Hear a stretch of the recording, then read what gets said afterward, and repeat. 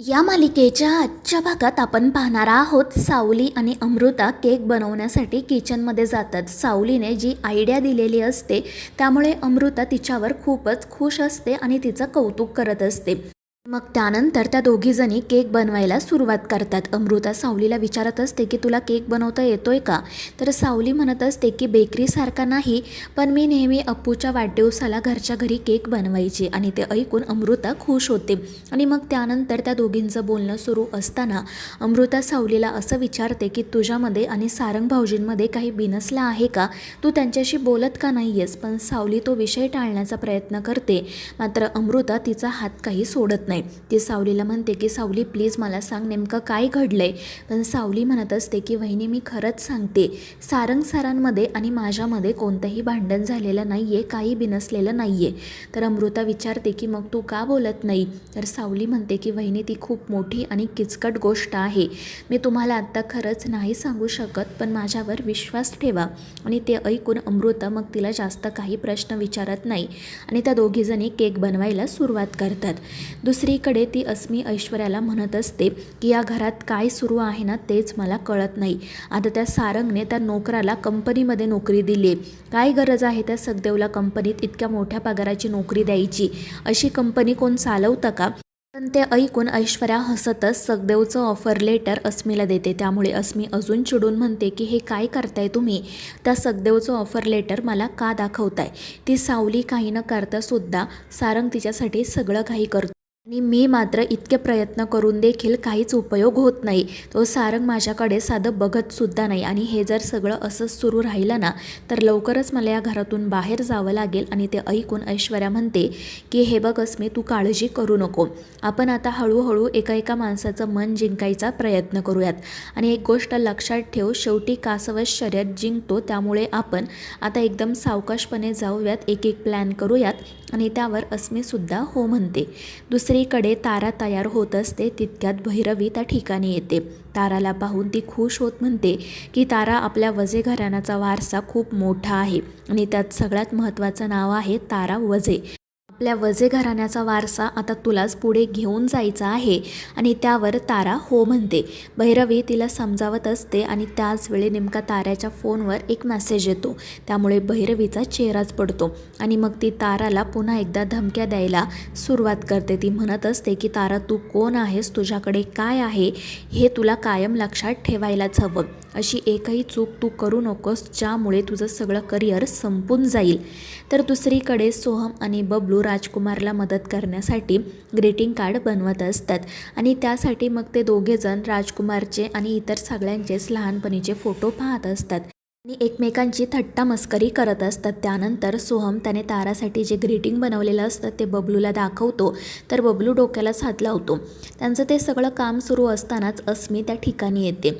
ती त्यांच्याकडे बघत मनाशी म्हणत असते की हे दोघे तसेही बावळट आहेत, यांचं मन जिंकणं तितकंसं अवघड नाही, मी यांच्यापासूनच सुरुवात करते. आणि मग ती नाटक करत सोहम बबलूकडे जाते आणि त्यांना विचारते की हे काय करताय तुम्ही, मी सुद्धा तुम्हाला मदत करू का? पण बबलू म्हणतो की तुला खरंच हे सगळं करता येईल का? तर अस्मी म्हणते हो, मग मी शाळेत असताना क्राफ्टमध्ये खूप हुशार होते. तर बबलू आश्चर्याने विचारतो म्हणजे तू शाळेतही गेली होतीस? आणि ते ऐकून अस्मीचा चेहराच पडतो. तर सोहम आणि बबलू हसत असतात.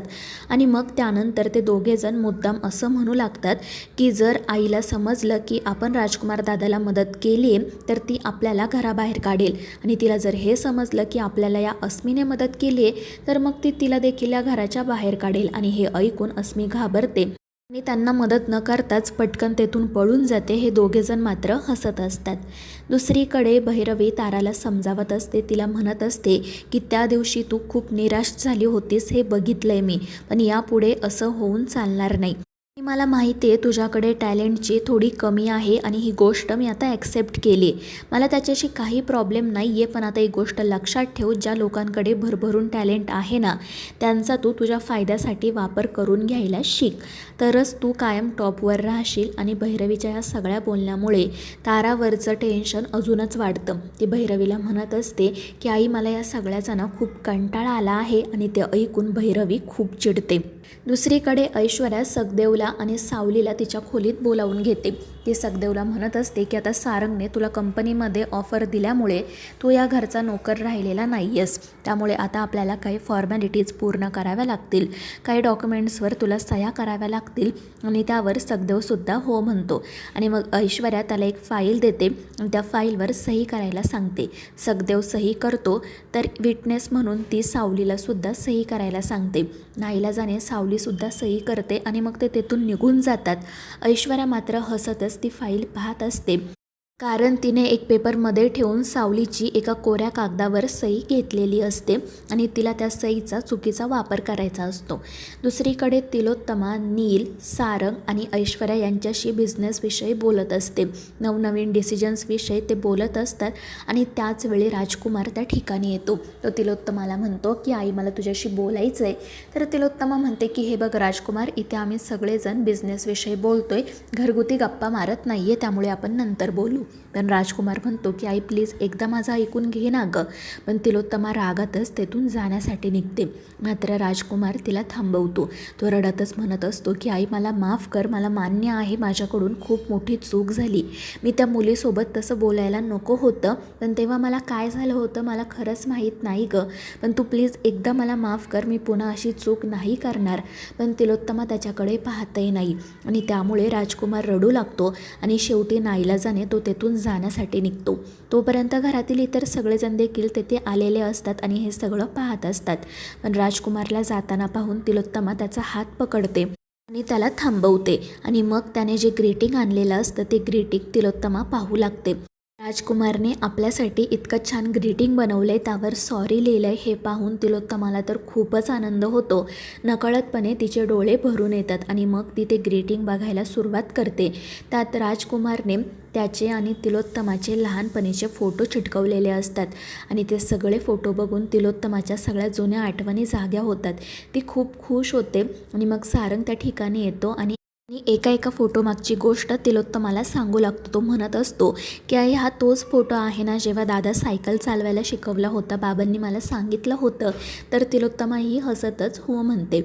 मग त्यानंतर प्रत्येक फोटोविषयी तिलोत्तमा भरभरून बोलते आणि मग त्यानंतर ती राजकुमारला म्हणते की राजकुमार, मी आणि तुझ्या बाबांनी कायम संस्कार जपण्याचा प्रयत्न केला, पण तू त्या मुलीशी जे काही वागला त्यानंतर मला असं वाटलं की माझे संस्कार कुठेतरी कमी पडले.